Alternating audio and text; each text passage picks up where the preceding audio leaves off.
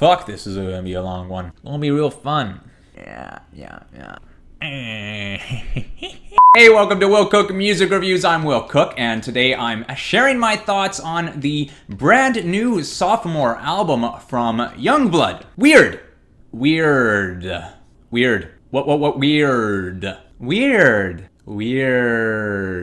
Yungblud is the rebellious pop project of young English artist Dominic Harrison, who catapulted into mass popularity after his 2018 debut, 21st Century Liability. It was a near-perfect album that acted as a voice for today's generation of misfit youth. He showed off this unabashed personality that tackled mental health, social, political, and personal issues with a fearlessness and a free-spirited energy, pulling off these massively compelling and entertaining anthems along the way. And he hasn't left the spotlight in the 2 years since that album. We got Loner in early 2019 with that Oasis-tinged anthemic chorus, the video showing off a little bit of his neck of the woods. And then I feel like everyone knew who he was after the release of the moody 11 Minutes with Halsey and Travis Barker, a song I never really bought into all that much. And of course, he was featured on MGK's I Think I'm Okay, which gave us a little tease of the pop-punk direction that was to come from the rapper,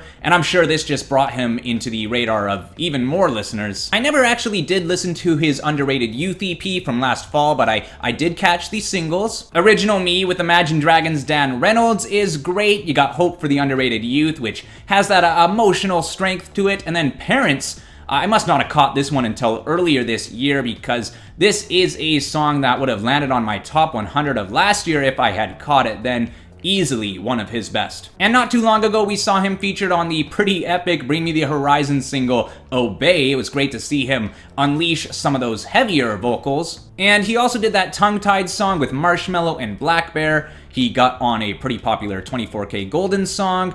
And then he had that song with Denzel Curry, none of which I've spent much time with. So yeah, Yungblud's been all over the place, and if you haven't heard of him by now, then well done. You have successfully avoided mainstream music for the past 2 years. And that pretty much brings us to his new album here. It definitely takes on a bit of a different direction than his first. I loved his debut album for the angsty and ridiculously infectious songs, and this one I'd say it feels a little bigger, a little more heavy and rock-focused at times, but a little softer at times too. Overall, it feels like the growth Yungblud has gone through over recent years is reflected in this album with some more mature material, while still letting loose on a few of these. It begins with Teresa, or as Yungblud likes to say, Teresa.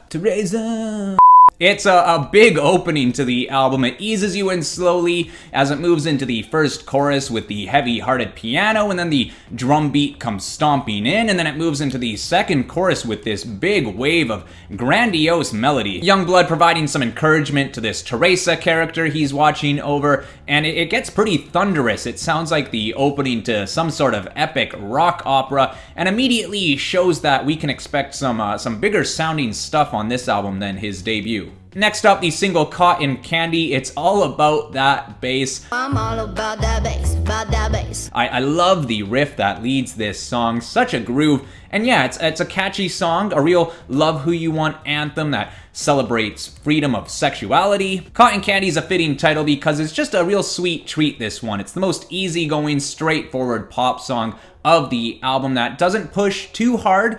Real easy to vibe with this one. Strawberry Lipstick, on the other hand, this one definitely pushes, it punches really, takes on a punk energy, the slapping drums just hitting you in the face repeatedly. You get some shredding guitar in there. He's busting out his rock side on this one, and I'm just not too stoked on it. You know, it's got a big and full and clean sound to it, but it just doesn't take it anywhere. Not enough of a melodic shift to the song. It just kind of hits until the end and doesn't offer much else. But then there is Mars, and this is the punch in the gut that I am looking for, apparently inspired by a transgender girl that Yungblud met at a show of his at Warped Tour in 2018. Her parents didn't accept her gender, but she brought them to the show, and after seeing the support of the Yungblud community, they began to accept her as their daughter. A sweet story. And man, this song, I love this side of Yungblud. It's a great balance of grit and emotion. I love the opening guitar chords. They feel so alternative emo rock. And then the beat hits and it's like, yes, here we go. I love his scratching vocals towards the end, and the video for this one does a wonderful job at capturing the song's emotion. It definitely has that way of taking the air out of my chest. I can't help but let out a big breath when I hear this one. And then SUPERDEADFRIENDS. This is the get drunk and shit up song of the album. It's the quickest song of the album, and it takes on that Beastie Boys style rap throughout the chunk of it. You get that janky guitar work, sounds like an acoustic guitar with a broken string. I love the fierce and fast energy he brings to the song, just laying it down hard and getting out of there before you can even take it all in. It's a very in-your-face, very loud, very abrasive song about the most wild things get on the album. Not exactly my cup of tea, but I do appreciate the aggressive personality in the song. It slams super hard, and if you're into that Beastie Boys sound, I'm sure you'll have a lot of fun with this one. And after that one, Love Song is a welcomed drop of pace. It's the mid-album acoustic-backed slow burn, which he didn't make room for on the debut album. I don't actually think I've heard anything quite like this from him before. It has this beautiful lullaby quality to it for the chunk of it. It's a sad song. Nobody taught me how to love myself, so how can I love somebody else? He really turns things up for the final stretch, pulling through with one more epic refrain. You know, it feels like a very classic and familiar approach to the pop rock slow song, though I can't quite pull any immediate comparisons off the top of my head. Now, I'm not absolutely crazy about this one, but I can't knock the strong melody, the touching lyrics, and the heartfelt performance. And then kicking off the second half of the album, this is a big deal. We get the best song that I have heard from Yungblud with God Save Me, but Don't Drown Me Out. I won't let my insecurities define who I am. If there's one thing to take away from this album, it's that line right there. I won't let my insecurities... God, that construction really got loud.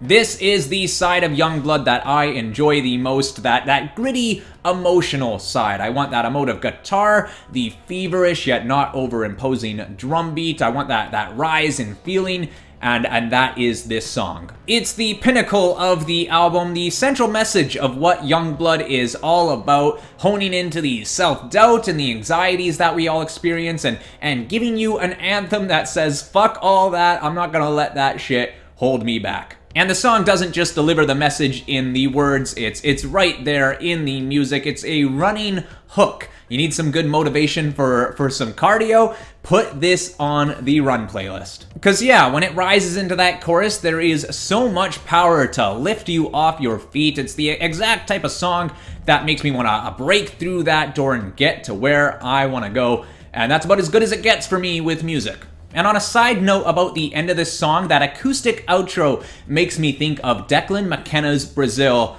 every time. Everybody plays a beautiful game while I'm in Brazil. And then Ice Cream Man, the song with the la la la la la, a playful rocker. You are just an ice cream man, take my dreams and get them banned, lock me up inside your van and I don't want to be a part of it. Who is this ice cream man? Is it a nod towards today's social media, online advertising, consumerism? This is why I try not to get too caught up in the meaning of a song and just try to enjoy it for what it is, because ultimately I feel like I don't really need to know the message behind this song to determine whether I enjoy it or not. And I do enjoy it. It's a big crunchy sound. You get that splashing hi-hat work. The song hits good. It just doesn't really hold that emotional power that I want. Weird, on the other hand, this one has that emotion. We've had this one around since the early days of the pandemic. Felt pretty timely for the changing world we found ourselves in. I absolutely love the synths in this song. The opening makes me think a little bit of Brand Van 3000's Drinking in LA. This is very much a different song, though. I love the fast beat that plays into the stomping hook, that brings in those dancing keys for some real power. Again, you get that feeling from Yungblud on this one. I love his gentler, kind of less obnoxiously abrasive side, and that side definitely shines on this one. And then we're back to the more blaring rock approach with Charity. I can't deny how much the hook of this song makes me think of Flagpole Sitta.